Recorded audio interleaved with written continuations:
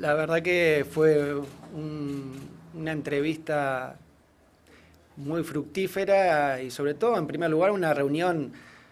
obviamente con la autoridad máxima de nuestro país, pero una reunión con un colega en la cual pudimos departir y hablar sobre lo que el sindicato médico y los médicos del Uruguay entienden debe ser la agenda a discutir en los próximos 5 años en materia de salud. Una agenda que ha emanado de la Convención Médica Nacional, que es producto de la discusión y participación de más de 1.200 médicos en temas de salud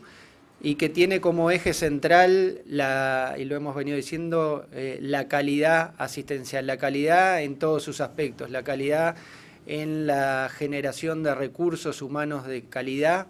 En eso el sindicato médico ha venido realizando un camino vinculado a los cargos de alta dedicación, es decir, a la dedicación preferencial de los médicos a las instituciones para favorecer la fidelidad con sus pacientes y de sus pacientes con los médicos y con las instituciones. Y es nuestra intención en esa formación de recursos humanos de calidad poder extenderlo e implementarlo en las especialidades que al día de hoy todavía no lo han hecho. Tiene que ver además con la construcción de calidad también a nivel de la infraestructura, generando centros de referencia para patologías de alto impacto social o de patologías que requieran de concentrar la experiencia del recurso humano y concentrar los recursos técnicos y de infraestructura en pocos lugares para poder generar procesos que sean seguros, eficientes y que logren los niveles asistenciales que sean comparables a los de la región y el mundo.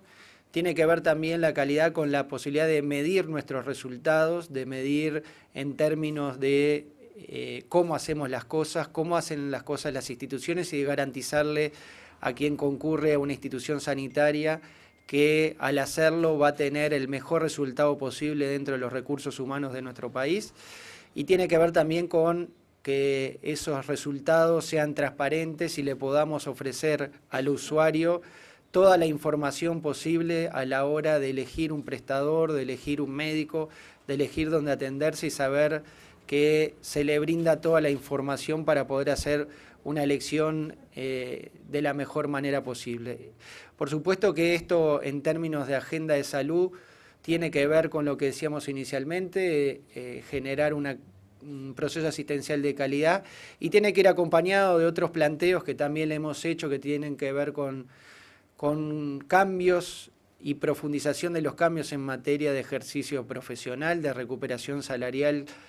que hemos venido sosteniendo desde hace muchos años y que hoy podemos decir que estamos en niveles similares a lo de la etapa precrisis del 2002, pero que debe, a nuestro entender, acompañar el crecimiento futuro del país y es parte de lo que nosotros vamos a instalar dentro de las próximas discusiones del Consejo de Salario. Y como dos elementos fundamentales también a destacar dentro de la conversación es nuestra responsabilidad y nuestra preocupación y nuestro compromiso de fortalecer el proyecto del Hospital de Clínicas, su refundación, su reconversión, su capacidad de gestionarse de la manera correcta y de ofrecer garantías desde el punto de vista asistencial y una asistencia adecuada a todos quienes se asisten allí y además como elemento generador de recursos humanos que hoy nuestro país necesita para poder dar equidad en materia asistencial en todo el país, tanto al sur del Río Negro como al norte del mismo. Y un tercer y último tema que tiene que ver